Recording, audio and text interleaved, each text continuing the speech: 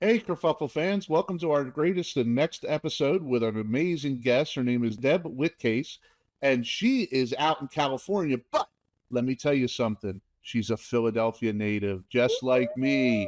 Yeah, that's Go right. birds! Go Birds! So she is a Philly girl, born and bred, but living in California now. And I'm going to tell you what, this lady has some amazing stories, and she has touched so many lives with what she does. And without further ado, Deb, welcome to the show. Thank you for having me. I'm so excited to be here. It's been a while. I interviewed you back at Super Bowl Tampa, and now we're here together again. I know. And for those are wondering what she's talking about, what happened is I live in Tampa, and Deb was in Tampa during the Super Bowl, and it was a few years back when the Bucks what was the won. bucket? Yeah, Mhm. yeah. Bucks in And Kansas City. It was the COVID.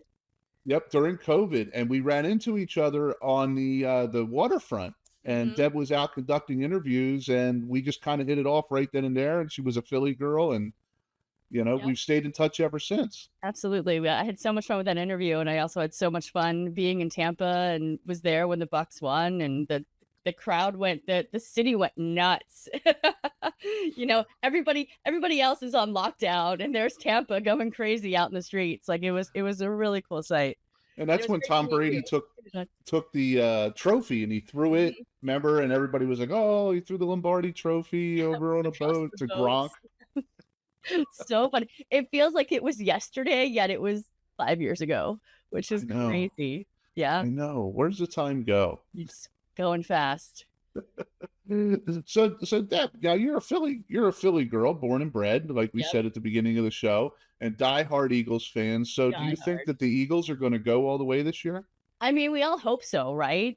Really hard to do a double, a repeat, win type situation, but yeah, I mean, they are absolutely, on my radar for, being going to the Super Bowl and hopefully winning it again. I mean, wouldn't that be amazing if they do a two-peat? That would be cool, especially seeing as how Philadelphia went. What was it, like 60 years without going to like Mhm. any type of championship? I think we went in 1980, but we lost. But it was 1960. I know my dad was like 11 years old or something Right. like that the last time that they went. Yeah, yeah. Well, I mean, we have the McNabb Super Bowl year that they lost, and then, Oh yeah. obviously, but yeah. So we'll see. I mean, fingers crossed. Our defense is, the Eagles' defense is amazing.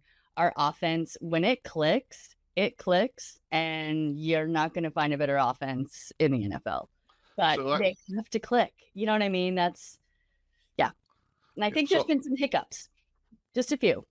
just a few. So I see that, like, it's like, we're not pulling it all together 100% right now. Mhm. Like, I think there's this cloud over our head that we won the Super Bowl like we did last time, and Mhm. people are tending to riding on that a little bit. Now, I want to see when we play some really tough teams, and Kansas City's not looking too tough this year because No. we beat them and they're not doing so well. But I want to see when we play somebody tough, and and See, I and do we think have to the put some Rams are pressure. tough though. Like I actually cover the Rams. I'm on site with them weekly. I'll be there tomorrow. They're good. And I do think it's going to come down to the Rams and the Eagles for the NFC.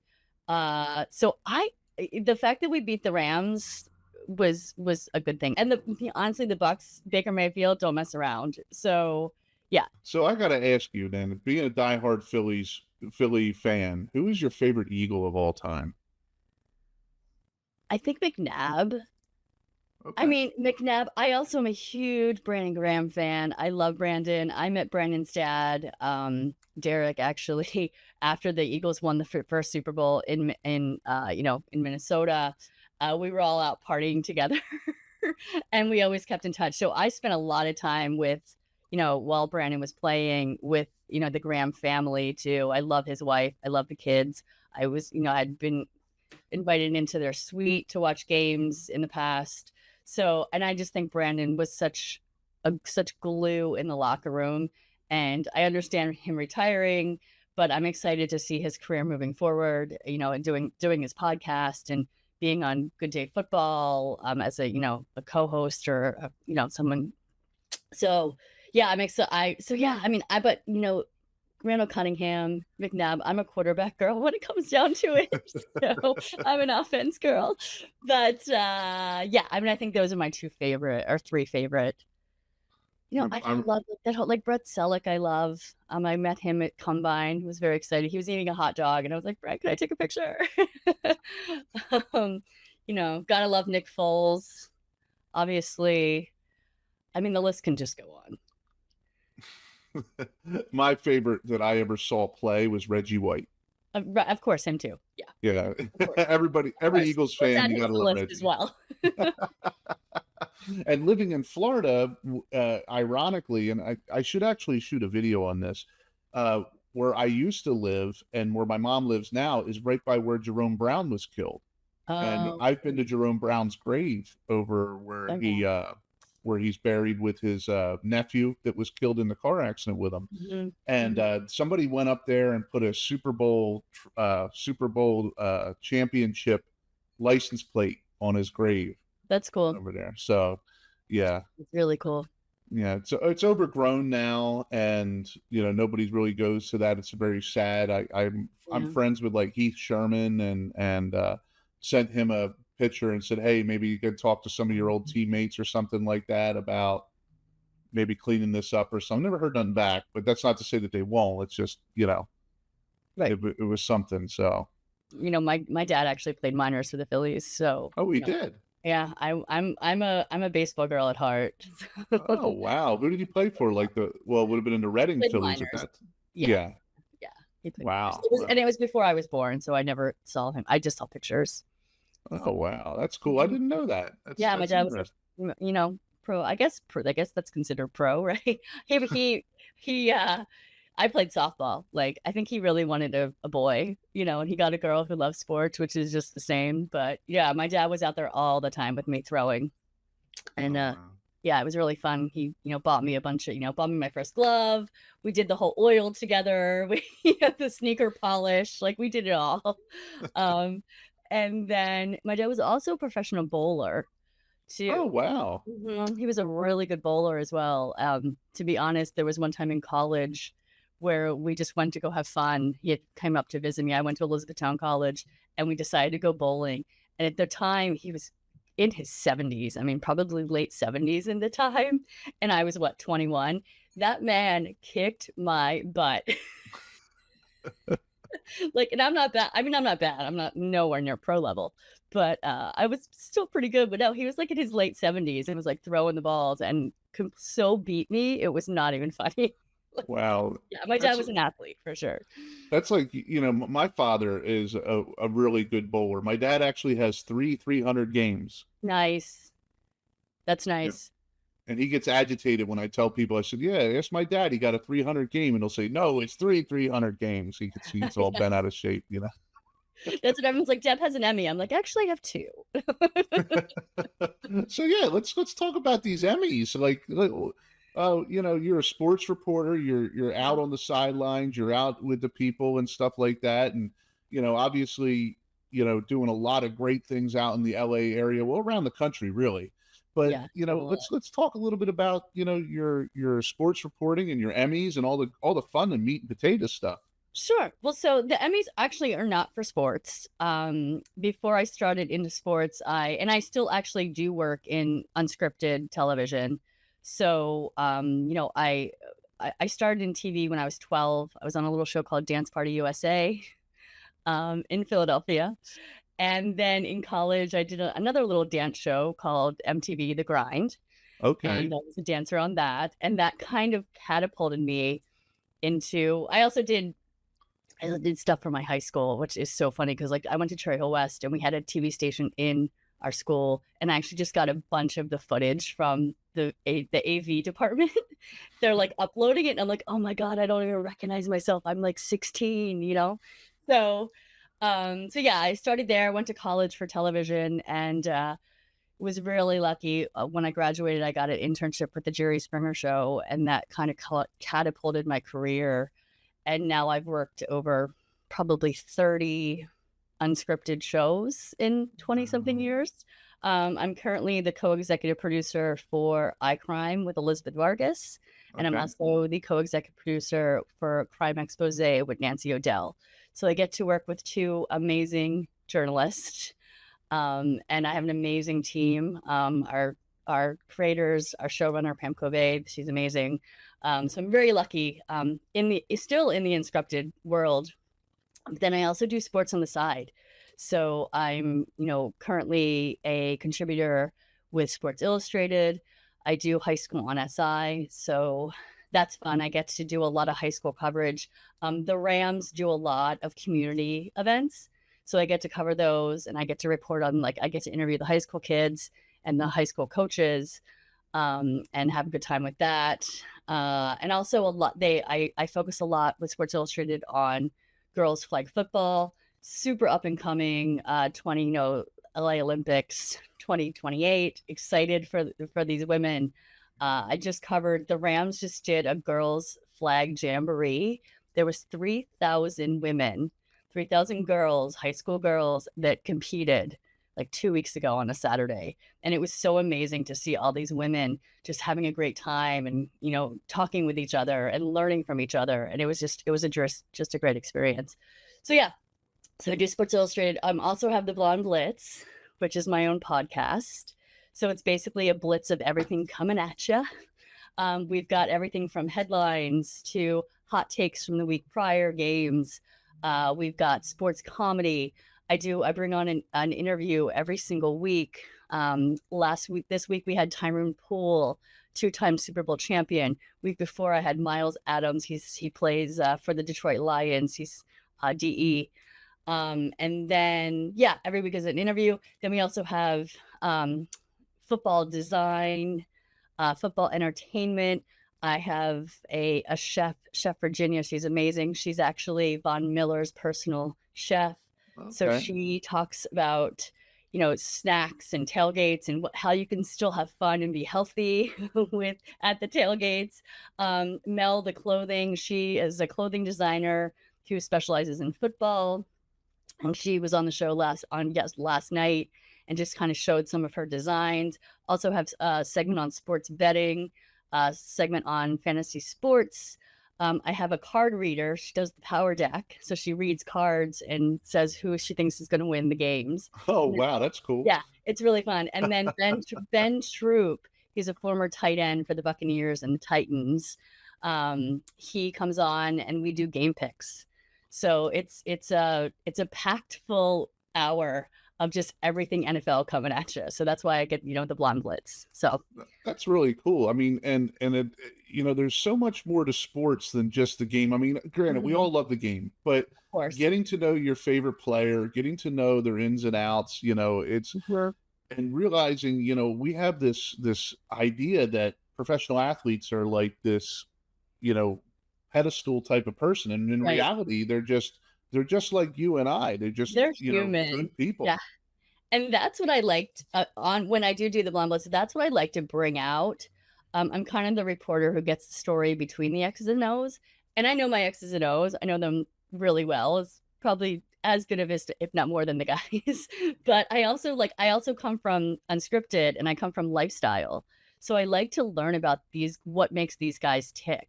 So I like to talk about what they do off the field, because I think it's just as important as what they do on the field.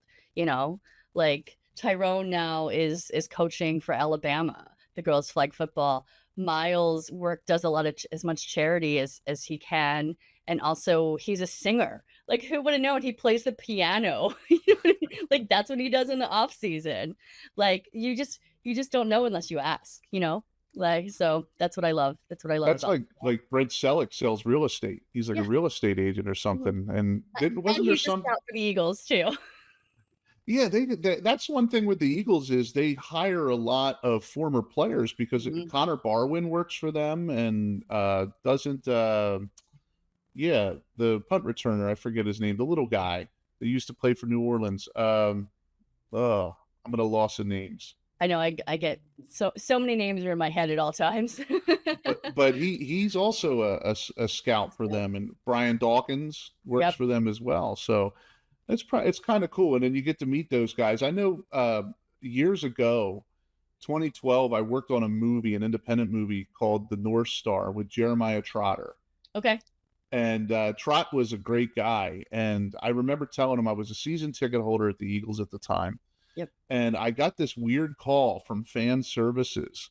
And they said, we're retiring Brian Dawkins' number, and an Eagles alumni has referred you to a sideline pass to be on Wow. the sideline. So I think Nice. Trotter did it. I can't think anybody else that would have done it, but I was on the sideline for when they retired Brian Dawkins, number That's 20. cool. And then I also on watched the it on sidelines TV. when they retired McNabb's, number 5. Nice. Nice. I still have my McNabb jersey. Wear it all the time. Wore it at Super Bowl, actually. This past Super Bowl. Does he get in the Hall of Fame? He has to, right? He has to. Well, that era of quarterback is so, there's so many good quarterbacks. many. You've got probably 7 or 8. Yeah, I'm going to say 7 or 8 good quarterbacks that could make the Hall of Fame. I mean, I know everybody's going to hate me for saying this, but I think Eli Manning gets in the Hall of Fame. I think so too. Why wouldn't he? Well, they say he's the not as strong brother as Peyton, but he still beat Tom Brady twice, and he's an MVP, and he won the Walter Payton Man of the Year award. And Yeah, he's a good quarterback. And it's funny you said Peyton, because I remember actually Peyton was inducted that year that we were at Super Bowl in Tampa. Yep. And I was trying to get to the party he was at, because he literally bought the bar. Like, he literally was buying everyone's drinks. And a couple of my friends were there. They're like, you need to get here now. Painting. It's the commercial. Yeah, painting. Peyton is buying the bar. Like, you need to come have a cocktail. So, yeah, that's funny. But yeah, I think Eli has to make it. Oh, Right? yeah, definitely. Yeah. Now, you're excited about the Olympics going out there. Yeah. Mm-hmm. So what do you have planned for that? You know what? I mean, it's still a little far away. We're still in 2025, but I've actually sent in my resume to work on it. Also, it has been a dream since I was a child to be involved in the Olympics. Per media. I've been, like I said, I've been in TV since I was 12, so I knew I wanted to do this forever. So it's always been it's a complete bucket list item of mine to cover and be media for the Olympics. So I think I can finally make it happen. So, yeah. And they'll be doing that at the new stadium, right? It's going to be everywhere. Yes. I mean, I'm assuming SoFi. There's a couple different stadiums in the area, where the Clippers play, obviously downtown, where the Lakers play. Long Beach is getting involved for sure. And I know I live in like the Redondo, Hermosa, Manhattan area. And I think the volleyball is going to be down here. I think there's some boating that's going to be down here as well in the South Bay, and also in Long Beach. And I think San Pedro as well. So when people say LA is huge, as you know, you have been here and you've done some work here. It's so spread out. So it's interesting to see. It's going to be interesting to see like how the Olympics is here, because it's been years. I wasn't here the last time it was here. I was super young, but it'll be interesting how the different events happen, and I'm really excited to see all of it. So what do we have forward to see from you? Like, what are we looking forward to seeing in the future? Yeah, I mean, more Blonde Blitz for sure. We're on our 3rd season now. We're looking to grow as much as we possibly can. Covering the Rams more, to be honest. Like, I'm having a blast there. I'm interviewing McVay on Friday, and I'm in the locker room and talking with the guys. I mean, my ultimate goal is to be a correspondent for NFL Network or ESPN or something of that nature. CBS Sports. Like, let's go. I'm ready. So that's my ultimate goal is to, work for one of the giant sport networks. There's an interesting story about the Rams and the Eagles. It's an old story back in, 1947 or 48? I think it was 48. We were playing in Philadelphia. It was the NFL championship, and it snowed really bad. And the Rams and the Eagles, actually, the grounds crew went into the locker room, and the players came out and helped shovel and clean off the That's field crazy. Well, I before the mean, game. the Snow Bowl, well, the divisionals last year, January, I think it was January 19th or January, somewhere around there. And it was it was the Rams Eagles. And yeah, it was the same thing. Like we got to the stadium and it started snowing probably in the first quarter. And I remember taking video and I was like, oh, it's snowing. And yeah, you could just, I mean, the snow coming down and like the staff would come out with snow blowers and they would blow off like the yardage, you know what I mean? So you could see the lines. So that was crazy. I literally had icicles on my eyelashes. Like, Oh, it was so cold and it was so just wet and icy and snow everywhere. yeah, So that's football weather for you, because I'm it going to tell you is. what, man, like when I played football a million years ago, yes, listeners, I played football back, not when they wore leather helmets. I wore a plastic helmet, but It's I true. remember playing in the cold, and one of the worst feelings is when you hit your hand on the back of somebody's helmet. Oh, That always hurt, always hurt. oof. I haven't experienced that, but I can imagine. I've held the helmets, so So you won the two awards. What were the awards for? so the two Emmys are for Lucky Dog on CBS, Brandon McMillan's show about rescue and rehabilitation for LA dogs, which I do a ton of rescue work myself. That's why I got the job. So I was the senior producer on that show years ago. And yeah, that was the first. And my second one is for Lauren Lake's paternity court, basically. So it was kind of like a court show, but kind of like Maury, but a little bit more serious, I guess. And yeah, that was, so we won best court show. And also that was probably seven years ago now, which is crazy. Wow. But I've been nominated since. I did Judge Steve Harvey, so I got that nomination, but we didn't win that Emmy. So, but I think I've been nominated 9 times, and I've won. 9-time Emmy nominations. Mhm. Wow. I've never met one person. Well, no, be honest with you. No, you're the first person I've ever met that has Yeah, an Emmy nomination.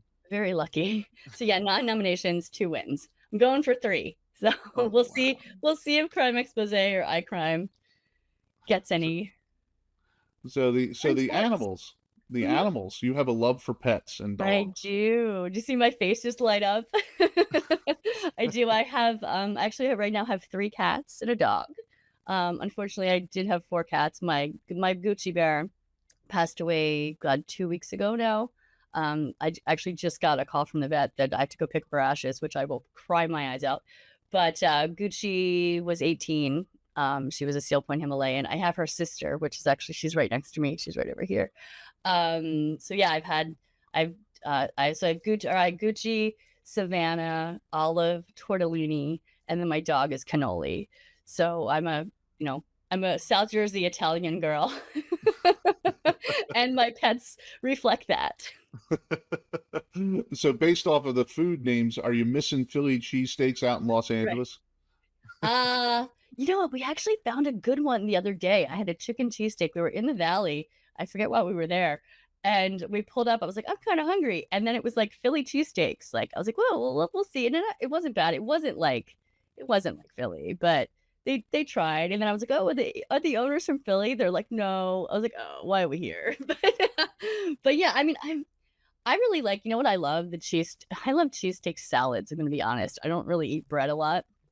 But, you got it. When I'm in Philly, I'll have one. But no, I mean, I love the cheesesteak. I like it with provolone though. Yeah, yeah. I can't, the cheese whiz. I'm just like, maybe when I was a kid, but no, I like the provolone. That's it. Living in Florida, it's tough because we don't have good pizza and we don't have good Yes, cheesesteaks. oh, yeah. And like, don't they put like lettuce and tomato on the Yes. cheesesteaks there? Which Oh, is just weird. Every time I see that, I'm like, no, I need to go back to Philly. yeah, that's a Weber. We call that a Weber. Yes. Yeah, and I get back to Philly enough. I'm back in Philly probably at least 3 or 4 times a year. Okay. So, Yeah, I haven't been up to Philly in probably a year, if not more. but I don't yeah. get up that much anymore. I mean, I still have family and friends and stuff that live up there, but with what I do now, I'm traveling the world, and Yeah. it's tough. It's tough, yeah, to be on sets and stuff. It's yeah, but no, I try to keep that balance because I love LA, but it can be a lot, as we all know, and I kind of have to like go back home and get settled and see my friends and see my family and just be Deb, like not producer Deb, not sports reporter Deb. I just need to be Deb, you know. So So, and you're out there where you were there during the fires too, right? So actually, I was actually in Philadelphia when all of that happened. I was actually in South Jersey. I do live by coastal. I'm more in LA than I am in South Jersey, but I was home. I think I was because it was the holidays. I was home for almost 2 months, and that's when the fires happened. So many of my friends had reached out for a place to stay. So I was reaching out to people being like, hey guys, I'm in Philly. If you need like my place is, oh, I did have a friend staying here, but I had basically 2 extra bedrooms that really weren't being used. So I was like, if you guys need a place to stay, come. No one, thank God, needed it, but it was available if they needed it. But it was really hard, to be honest, being back in Philly and just seeing the devastation that was going on, in LA. Um, so many of my friends were evacuated and didn't. A few lost their houses. Actually, one of my good friends, he went to Delran. I went to college with him. Him and his wife lost their house. So too, when the Rams played the Eagles, it was like you wanted the Rams to win because you knew LA needed that, like that win. But then also it's like you're like, I bleed green. I can't root for the Rams. I'm in Philly, So that was a really, really hard game for me. But yeah, it was tough being there. And for the Blonde Blitz, one of the correspondents, Shay Holland, she's a HGTV designer. And she blends football with design, she's phenomenal at it. She actually was on the front line, so she was helping. She's a former TV reporter, so she went to help, and so she was kind of giving updates on the Blonde Blitz, which made me feel a lot better, just of everything that was going on, and kind of made me feel like I was at least helping a little bit. So, but yeah, it was tough. It was tough. I know that when I went out there and I shot the documentary that we shot, it was really an eerie feeling because you walked into these people's houses and there were still Christmas decorations up, and it was like March, April when I was there. Christmas decorations were still up. There was still food on the counter. I mean, obviously it had gone bad. There were like coyotes walking in the street, and there was nobody around except for you would see the occasional policeman or the National Guard or some restoration contractor. And from what I understand, it's still pretty bad there. The people are still not back in their homes, a lot of them. Right. Yeah, no, I've met a lot of people because a lot of people moved, got kind of moved from Malibu to the South Bay, and to kind of the West Side because they're used to that ocean. You know what I mean? So I've met a lot of people. No, you're right. Building is still going on.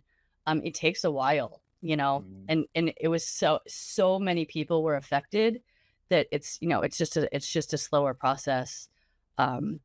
But thank God none of my friends passed away, or like that one of my colleagues, her and her husband and her daughter, they had stayed in the house and they were woken up by the neighbors. Like the neighbors had thought they had left and they hadn't, and they were sleeping. And so thank God the neighbors like double checked that they were out of the house, because they literally had 5 minutes to grab some clothing and grab their medications and important documents, and like she actually filmed them running out of the house. Like wow. It was insane to watch. And you just see fire all around, and you just see sparks and like devastation. So it's been tough. We've had a lot of fires in the last couple of years. I'm very lucky that I live where I live. I live like on the beach. So I have to worry about tsunamis a little bit. Right. But I'm actually up on a hill, so friends again can come here. I'm a little further away from the beach because I can't afford it. So yep. I'm like 10 blocks, which 10 blocks makes a difference, especially when I'm up on a hill. So yeah, I'm close enough to enjoy it, about a mile away. But yeah, so I'll tell you what, California is a beautiful state, though. it is. It is It is. probably, I've been all around the United States, and it's probably one of the most beautiful states. That and I always liked Utah, but California has so much to offer with the beaches. You could be in the mountains, you could be in a national park. It's just And the same day, like we've been to Big Bear before, and we're hiking and or skiing, and then we like come back to the beach and we're at the ocean. We can go swimming. Like it's so much fun, but it's a hefty price to live here too. Like, yeah, and yeah. there's days like today where it's just overcast and and I'm like, I pay too much money. My mortgage is too much to have this weather. Like, who do I need to talk to? God, because yeah. So Deb, if one of our listeners wants to reach out and find you or contact you or follow your adventures or at least become a fan, where are some places that they can find you at? Sure. So you can find me at Sport Report Deb on Instagram, and then also at the Blonde Blitz, also on Instagram. LinkedIn, I'm Deborah J. Whitcas. If you want to reach out for business purposes. But yeah, I'd love to talk to everybody. If you guys have any questions or you want to collab on something, I'm good to go. Like, let's do it. So I'm all about sports, all about working together to help people. And yeah, let's go. One day you and I are going to have to collab on something, Deb. Yes, let's do it. I have got to make it down to Tampa again. I don't think I've been there since I was there for Super Bowl, to be honest. It's grown. I love it there. It's grown, and it's beautiful. It's beautiful. I love it. I have no intentions of ever leaving. Yeah, no, I like that. I like that whole Clearwater, Tampa, Tarpon Springs area. So yeah, love it. I have several friends down there. It's just hard when I go back and forth between Philly and California, and then also we have some family in Boston, so I kind of find myself in that triangle. Also a little bit in Atlanta. So, and I travel for work so much too, so it's hard to kind of be everywhere all at once, as you know. So I always ask all my guests this question: if you could go back in time 20 years, 25 years, or what have you, when you were a young woman starting out your career, what is the one big thing you would tell yourself? You know what? This is a hard question. I think don't worry as much. Like, things are working out. You know what I mean? Like, things will work out. It'll all work out. I'm a worrier, and I use just, I think I get it from my mama. But I think that's the one thing I would tell like a younger me is just don't, like, have more fun and don't worry. Like, I've always been a workaholic. I'm always going to be a workaholic. That's just Deb. But sometimes I think I missed a little bit too much of some like family events or like, like stuff that I really wanted to be at, but I couldn't because of work. And granted, you have to work, right? You have to pay the bills. But I think sometimes I take it a little bit over the top. And so I've been trying to cut back lately even, and it's really hard to do. But I'm at an age where I'm like, okay, I need to take some Deb time, and then I'll take some work time. You know what I mean? So this is like the first time in my life where I'm trying to make that balance. And I think I probably should have done it a little bit earlier, but you got your eye on the prize. You know what I mean? So I'm very focused and I'm very eye on the prize, and I still am. So I think that's the one thing I would say is like, don't work so hard and don't worry as much. Right. So to the fans out there, Deb Whitcas, sports reporter, athlete, lover of dogs, yes. California by the way of Philadelphia, and cats. Anything furry, even like I have fish too. I have an aquarium, so just like animals. I'd like to thank you for being on the show today, Deb. Thank you so much for having me. This was so much fun. I'm glad we finally got to do it. I know. It was great. And I plan to, one day I want to have you back when you win that next Emmy. Yes, let's do it. Maybe it's a sports Emmy. There we go. That's the next goal, sports Emmy. Said right here on the Kerfluffle podcast. A lot of people say, like, what's a kerfuffle? And they were like, they never heard of it. And I'm like, well, I'm from Pennsylvania. That's a Pennsylvania Dutch term. Oh, I know exactly what it is. I went to Elizabethtown College. I used to get stuck behind buggies like the Amish carts. Trust me. I feel you. So if you guys like what you saw, make sure to like, share, and subscribe, and click that notification bell below. We're also on Rumble, we're on YouTube, we're on Spotify, we're on Amazon, we're on Apple iTunes, we're on iHeartRadio, as well as you can find us on Instagram and Facebook and TikTok, as well as LinkedIn. So until next time, have fun storming the castle.